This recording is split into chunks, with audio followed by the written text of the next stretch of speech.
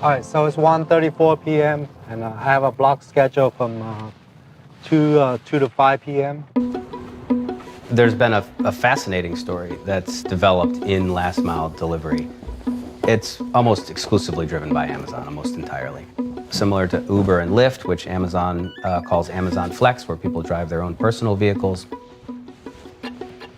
I do Amazon Flex delivery. I also do a lot of side hustle, like the gig economy apps like Uber, DoorDash, Instacart.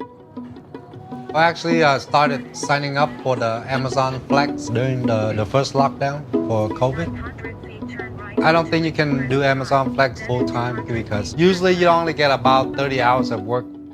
You're responsible for all your own expenses, gas, wear and tear, oil change and all that.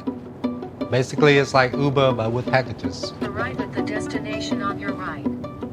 Usually with Amazon Flex, it starts out like at $18 per hour for a 3-hour block. So for a 3-hour block, you would get $54. Sometimes the blocks would surge up to like $23 per hour or sometimes $45 per hour during peak seasons.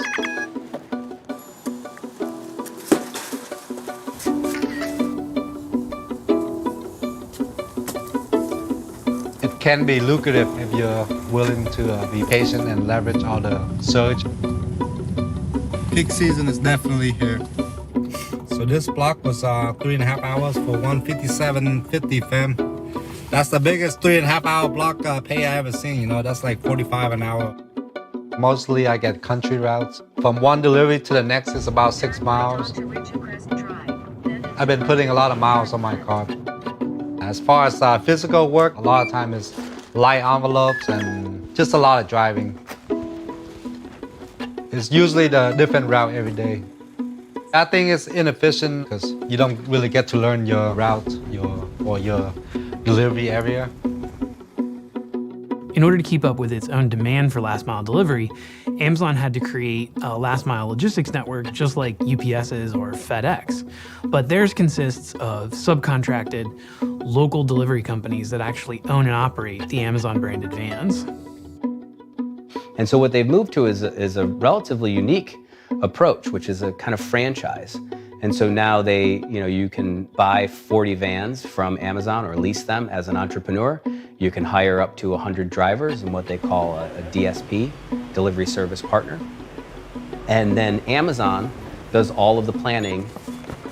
So they put all the packages together, label them, plan the route, and then your drivers of your franchise will take a van that you own with an Amazon logo on it and drive to the fulfillment center, load it up, and then follow the route that Amazon provides on their phone. I've been working with Amazon Flex for about 2 years now. I also used to work with Amazon DSP for about another 10 months. Driving the blue van I think it's a very physical job. Sometimes you have like 200 stops and 300 packages in like a 8-hour or 10-hour shift. My most ever stops in one day was like 240 stops. It is what it is. Do your job. Make sure you come home in one piece. You have to be on pace with the Amazon's expectation of 20 stops per hour.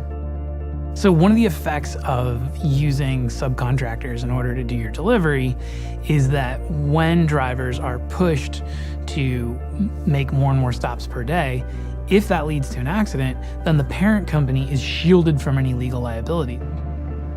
And I think that'll be the central question of the next, decade or so for Amazon if they continue on this model is, what responsibility does Amazon have for those workers and what they do out on the roads?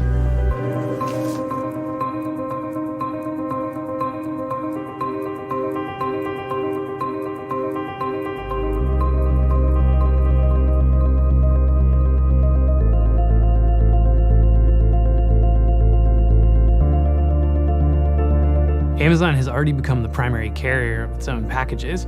Now it's touting that it expects to beat UPS and FedEx at their own game. We expect it will be one of the largest carriers in the world by the end of this year. I think it will be probably the largest package delivery carrier in the US. Amazon's delivery network is growing at a rapid pace. From 2019 to 2020, its share of US parcels by volume grew from 13% to 21%, which at this point makes it bigger than FedEx.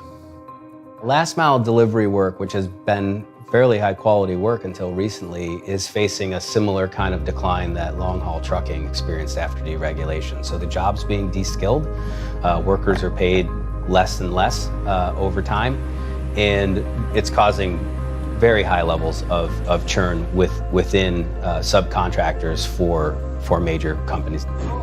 We are going to need to hire hundreds of thousands of last mile delivery workers to meet the needs of e-commerce in the next decade or so. And we may have a shortage of those kind of workers in the future. When I was working for the Amazon delivery company, I didn't see any future or any career advancement, So I just quit. I really like the Amazon Flex work because it gives me a lot of freedom to choose.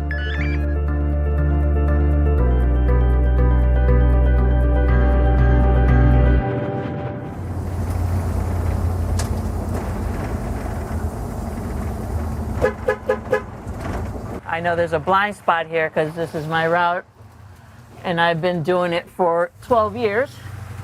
So I know all the little hidden things that I need to be aware of. So the very last leg of our journey is a human being picking up a box and walking it to our front door. And our entire involvement with the supply chain up to this point might have been as minimal as opening a website or an app, clicking buy now, and then that product arrives the very next day.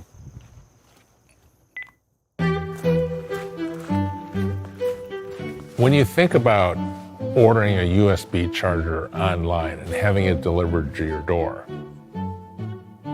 that's really a remarkable accomplishment. It's not a very expensive device, and it came a long ways from the factory. What that relied on was inexpensive transportation, inexpensive labor, and efficiency all along the way. We've really been benefiting from a very benign global trade environment for the last 25 or 30 years. And what the pandemic has shown us is that maybe that's not necessarily a good assumption. What the pandemic really highlights for us is how vulnerable a lot of those links are to disruption.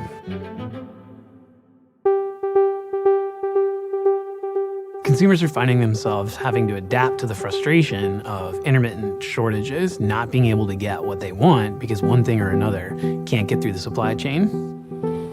Beyond shortages, obviously one of the biggest impacts of supply chain issues are increased prices. It's difficult to predict the persistence and effects of supply constraints, but it now appears that factors pushing inflation upward will linger well into next year. Challenges in supply chains make it difficult to fight inflation with the usual tools, which is adjusting interest rates. The most powerful financial institution in the world is telling us that interest rates aren't necessarily enough to deal with all of this inflation. As a result of these supply chain challenges, companies are rethinking where things are manufactured and how far they have to travel in order to get to us. One of the questions that a lot of people have asked because of the pandemic is about all this manufacturing that has moved offshore, and can we move it back onshore? That was really driven by the labor cost differential, which was substantial. So moving from a high-cost country to a low-cost country, economically, that's pretty straightforward.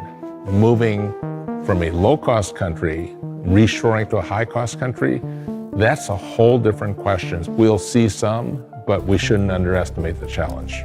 It's a big day for the tech industry in Texas. Samsung officially announcing it's bringing a $17 billion semiconductor factory to Taylor. Companies like Samsung have pledged tens of billions of dollars to build factories for manufacturing microchips within the United States.